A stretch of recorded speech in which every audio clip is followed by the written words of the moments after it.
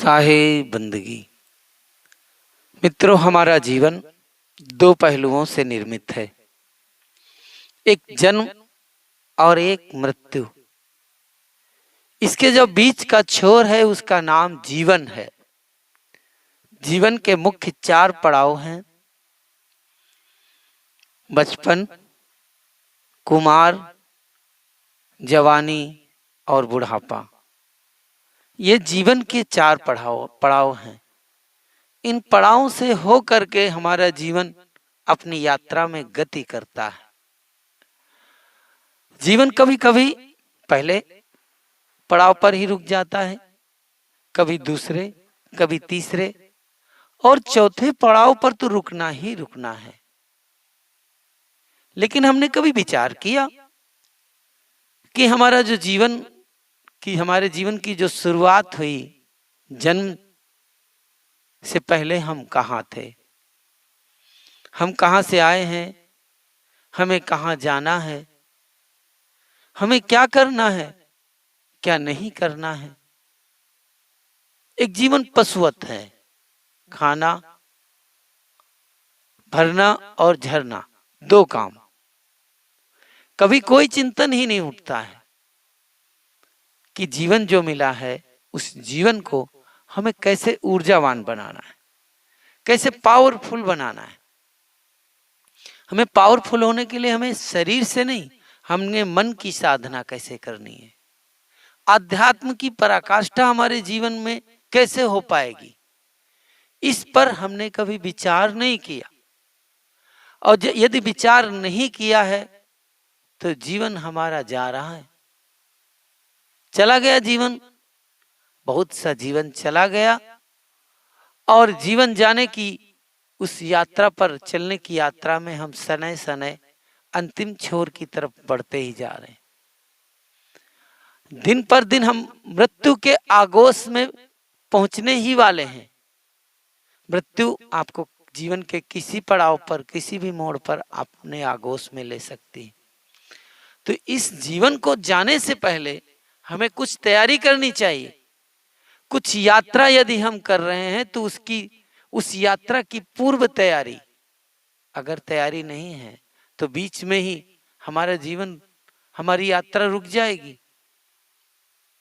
जो यात्रा चल रही है, हम आध्यात्म सच में विचार करके देखोगे तो हम यहाँ आध्यात्म की यात्रा करने के लिए मनुष्य जन्म मिला है। और मनुष्य जन्म जो मिला है, इसको दो शक्तियां मिली हैं, एक वाणी की शक्ति, एक आचरण की शक्ति। जो वाणी की शक्ति है, उस शक्ति के द्वारा विचारों का आदान प्रदान किया जा सकता है। आदान प्रदान होता है वाणी से।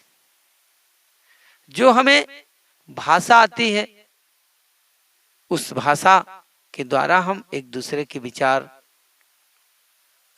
का आदान प्रदान कर लेते हैं। आप अमेरिका में जाएं तो अमेरिकी भाषा आपको नहीं आती, चीन में चीनी भाषा बोली जाती, वो आपको नहीं आती। आपको जो भाषा आती है उसमें अपने विचारों का आदान प्रदान कर सकते हैं। यहाँ जो बात चल रही है कि आप जो वाणी बोलते हैं, वो वाणी आपके आचरण में उतरती है या नहीं उतरती। जो वाणी आचरण में उतरती है वो हमारे जीवन के लिए सार्थक है, कारगर है, वो हमारे लिए मूल्यवान है। हम वाणी तो बोलते हैं लेकिन हमारे आचरण में नहीं उतरता।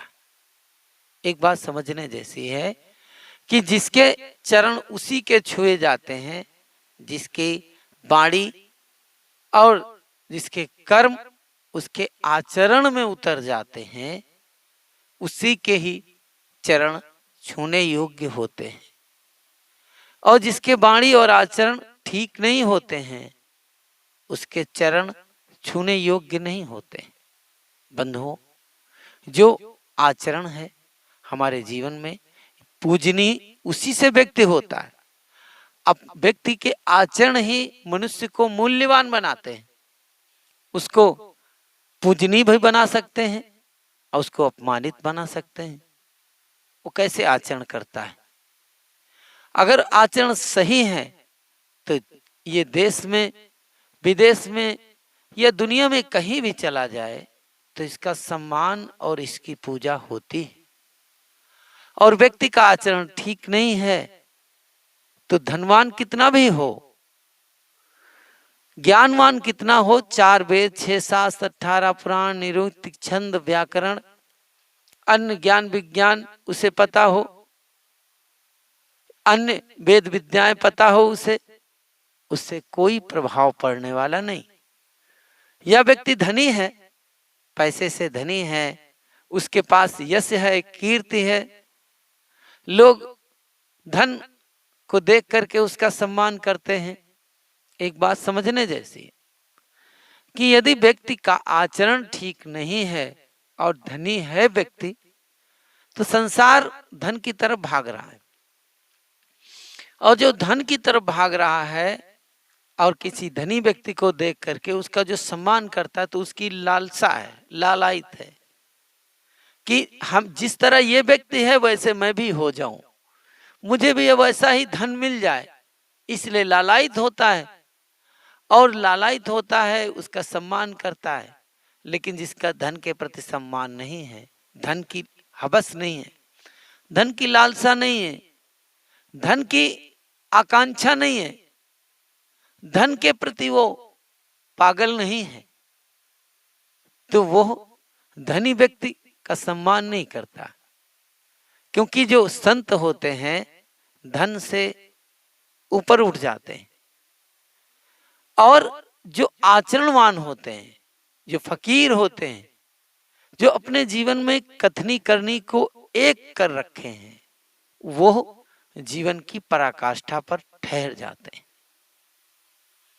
ठहराव जीवन का वही होता है जहां पर व्यक्ति अपने जीवन को आचरण से युक्त कर लेता है।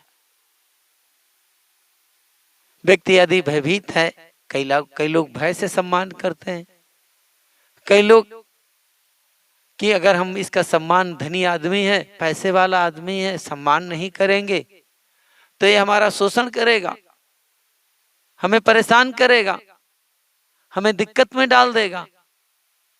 तो वो क्या करता है, भय की वजह से सम्मान करता है, कोई दिखावे के लिए सम्मान करता है। ये आचरण नहीं है। अगर आचरण है तो आचरण श्रद्धा के भाव से होता है। व्यक्ति के अंदर सामने वाले व्यक्ति के अंदर जब तक श्रद्धा नहीं होगी तब तक वो आपको सम्मानित नहीं करेगा, वो आचरण में नहीं आएगा। जब तक श्रद्धा नहीं होगी तो आप ऊपर से तो कर सकता है लेकिन अंदर से नहीं होगा। तो जीवन को हमें श्रद्धावान बनाने के लिए हमें आचरण को पवित्र और निर्मल बनाना होगा। आचरण हम उसे कहते हैं जो बोली हुई वाणी, जो वाणी होती है उसे हम बोलते हैं, और बोल करके जैसी वाणी बोलते हैं उस वाणी को हम अपने जीवन पर उतारते हैं, उसको हम आचरण कहते हैं। आचरण उसे कहते हैं जिसको जो विचार अर्थात हमारे जो सद्गुण रूपी विचार हैं, दया, क्षमा, करुणा, प्रेम, सद्भाव, सद्भक्ति, सदाचरण, इनको हम क्या कहते हैं? इनको हम जब आचरण, हमारा जीवन जो होता है मूल रूप से, पूर्ण रूप से मानवीय गुणों से अभिभूषित हो जाता है।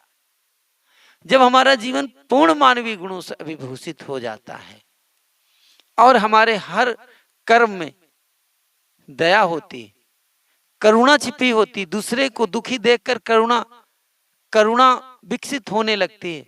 व्यक्ति के अंदर एक छटपटाहट, किसी दुखी को देख करके छटपटाहट होने लगती है। एक गहरी संवेदना का विकास हमारे जीवन में जब हो जाता है, एक गहरी संवेदना हमारे अंदर जो विकसित हो जाती है, उसको हम आचरण कहते हैं। उस आचरण जब हमारे अंदर उतर जाता, स्वभाव में उतर जाता है, तो हमारे संत पुरुषों ने उसको रहनी कहा है।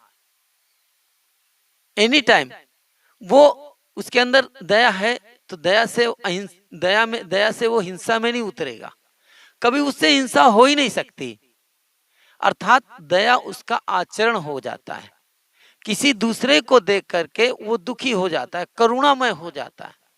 अर्थात उसका जो आचरण है वो करुणामय हो चुका है। वो दूसरे को देख करके घृणा नहीं करता, द्वेष नहीं करता, ईर्ष्या नहीं करता, उससे प्रेम करता है।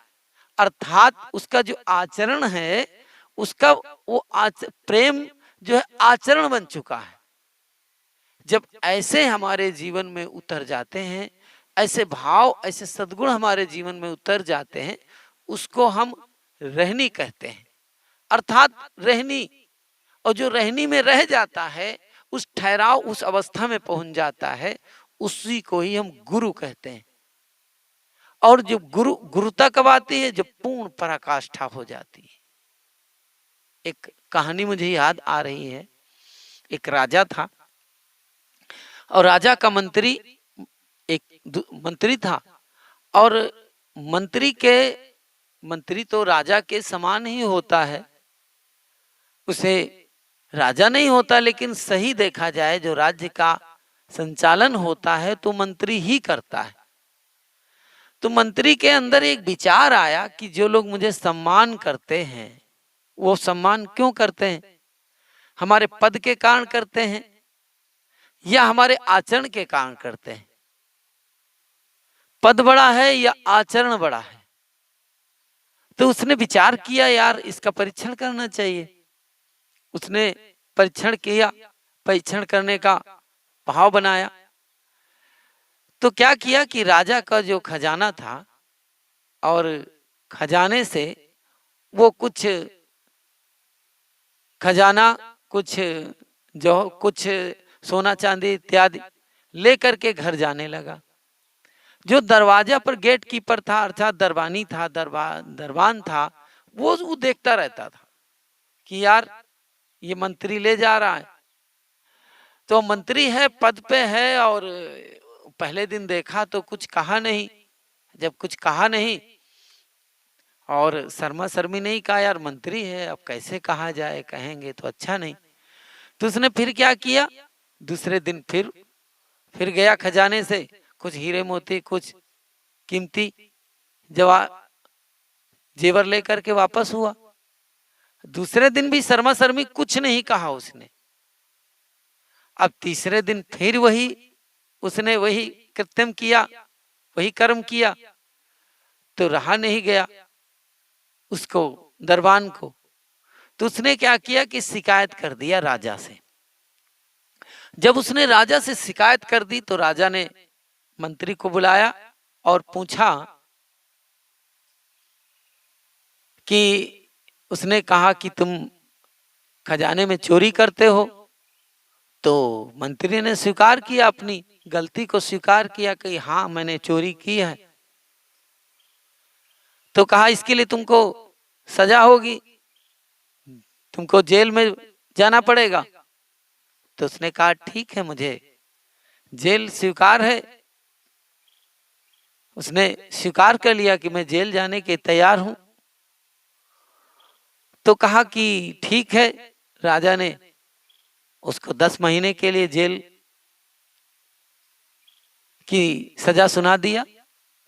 और तब मंत्री ने कहा कि आपने जो सजा सुनाई है वो सजा भी स्वीकार है, और मैंने जो ये कृत्य किया है, मैंने जो कर्म किया है, ये मैंने एक परीक्षण करने के लिए किया है कि जो मैं मंत्री पद पे हूं तो मुझे जो लोग सम्मान करते हैं, जो हमें सम्मान करते हैं, आदर देते हैं, तो मुझे इस पद के कारण देते हैं या आचरण के कारण?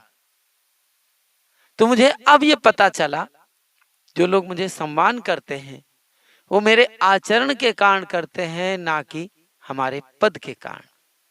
बंधुओं, ऐसा ही हमारा जीवन है।